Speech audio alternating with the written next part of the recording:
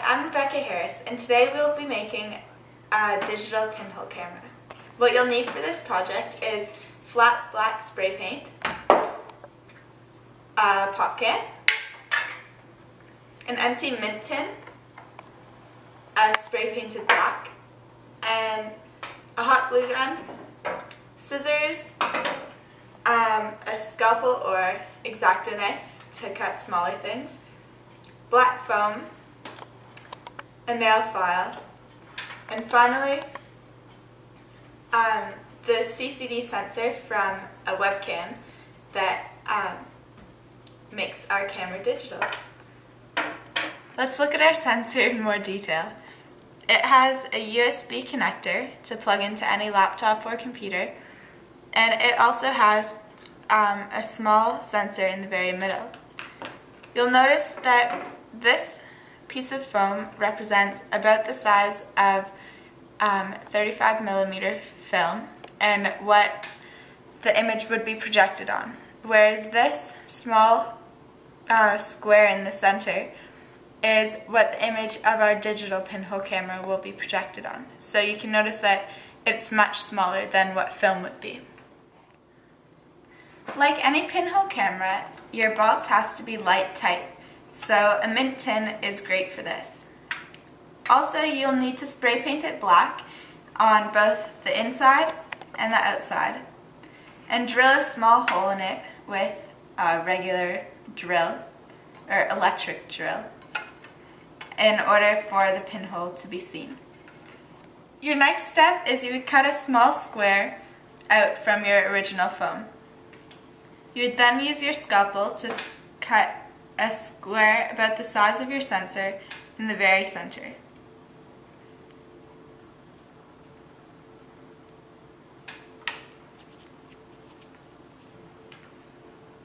This makes your sensor light tight. This step was done a second time in order to have two of the same type of squares with one corner cut off to allow for the photo taking button, and you would put them on top of each other so that the pinhole can fit right in between, and you could change the different sizes of pinhole that you use. The next step, which is crucial to any pinhole camera, would be making the pinhole. What we would do is cut a thin strip of metal from the pop can and put it over top of foam so you don't stab through onto a table. Using your regular sewing needle, you would simply make a hole right through the middle, or you could do it halfway, which would make a smaller pinhole. These pinholes, having pushed the metal through to the other side, aren't completely round. So what we would do next is take a nail file and just buff the outside until it's smooth. The next step to our pinhole camera would be to make a line of glue all the way around your first square and glue it inside your tin right over top of the hole. Then we take the second piece of foam and only glue 3 sides so that we can have the pinhole to be interchangeable. Now your pinhole can slide easily in and out, and you can exchange between 2 different sizes of pinholes. Lastly, using hot glue, we glue around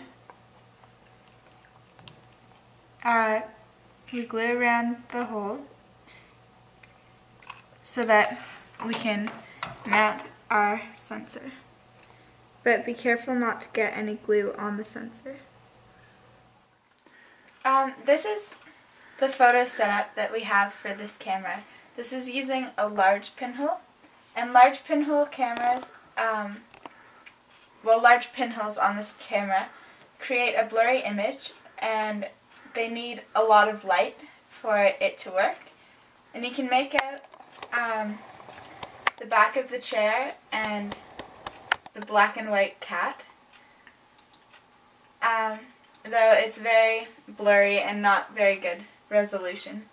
But that's also due to the quality of the sensor. This is using the same process but with a small pinhole, and the image is a lot better quality, though it's not very good quality